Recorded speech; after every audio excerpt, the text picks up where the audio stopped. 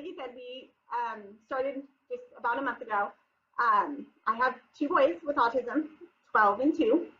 So we've been down the autism road now for about 10 years. Sorry, I'm not going to cry. I'm just really nervous and my voice goes back and forth. And through the 10 years, we've seen so many different diets or therapies or just things thrown out to desperate, tired parents looking for anything to help. So when chiropractic care kind of came across my plate, I was like, all right, where does this fit into our puzzle?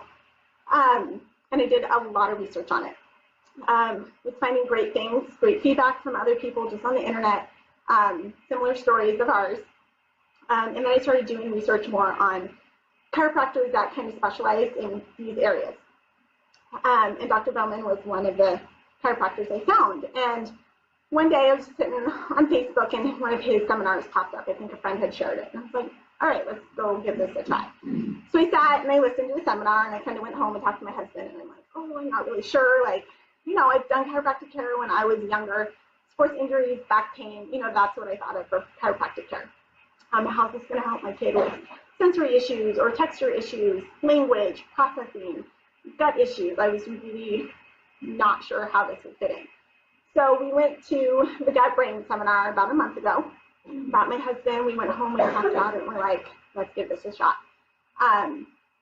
Both times I went, he talked about a patient of his, did you use his name in there? Diego, who oddly enough, our kiddos had therapies at the same time. So I sat, you know, in the waiting room with his mom, and I was like, you know what, I want to talk personal experience. So I talked to his mom a lot about it, talked to his aunt, who works at the therapy place we go to, and we both had rave reviews about it. So we tried, we started, it'll be a month ago, I think, like on the 13th.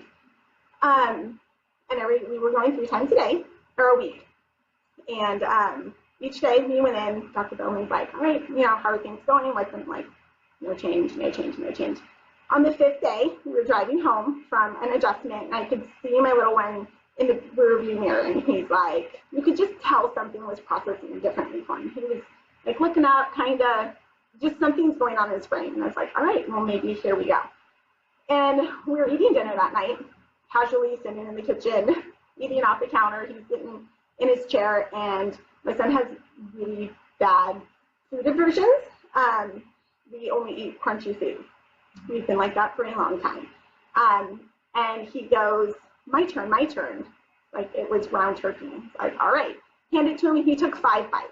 That was the first time, he's 2.5, almost 3, that he had tried ground turkey. And I was like, oh my gosh. The next day, it was a Lara bar. He would only try blueberry. And he wanted, unprompted on his own, he wanted the red bar. It was cherry. Holy crap. The next day, Dad had dinner, and it was pizza. He would never eat pizza before. It had sauce on it. There was flavors, cheese, like not his thing. He ate half the pizza. I think it was the 7th adjustment. We have slippers that I bought him in October, November that he would never wear, wouldn't even touch them. Like we had to hide them in his closet. After a bath, I found him in his closet trying to put his slippers on. I'm like, are you kidding me? He put them on, he went downstairs, he danced around for like 10 minutes in these slippers that he wouldn't touch anyway for months.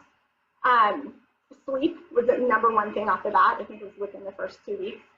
My kid at 2.5 still did not sleep through the night. He was up 5, 6 times a night. It was a sensory thing. He would ask for hugs, hug me, hug me.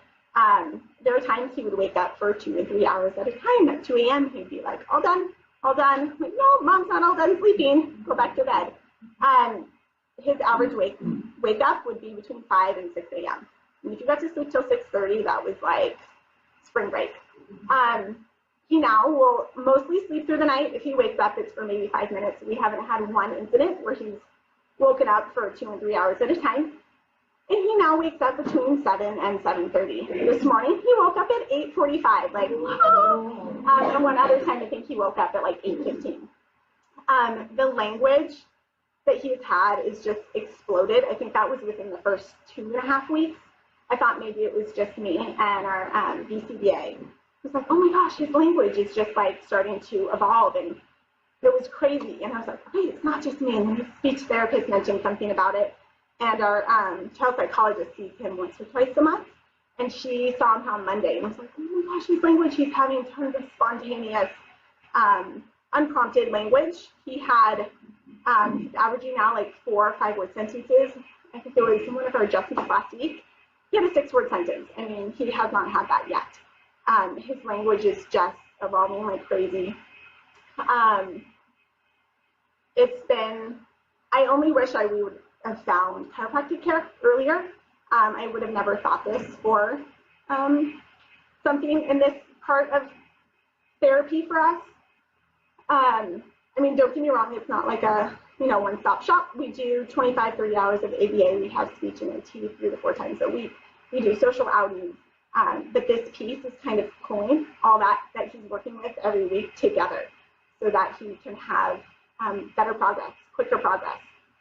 And the one thing I love that kids with autism have a special handling. They don't want to be touched. Some of them have, like major issues. And Dr. Bowman's been super slow with them. I mean, his second adjustment, like, he did not want to be touched. My husband and I are like, suckers, iPad, iPhone, different things. And he's like, let him take his time. He went and helped somebody else and came back, and let's give him a break. And then yesterday, he had a super off day and ended up having to cancel our appointment and go in later in the day. And he was hiding under the table. And Dr. Bowman got down on his hands and knees and was like under the table, talking with them, trying to work with them. I mean, like, what doctor gets down on the ground with your kid? But, when it comes to kids with autism, sometimes that's what you have to do. Like, crawl under the table and work with them. And some days it's like, you know what, this isn't, we're just going to pass on today. We'll try again tomorrow. And super thankful, because that's not, you won't find that in a lot of, doctors. It's very medical, and he is so personal with the family, with the kids, with the patients. So we do super appreciate that.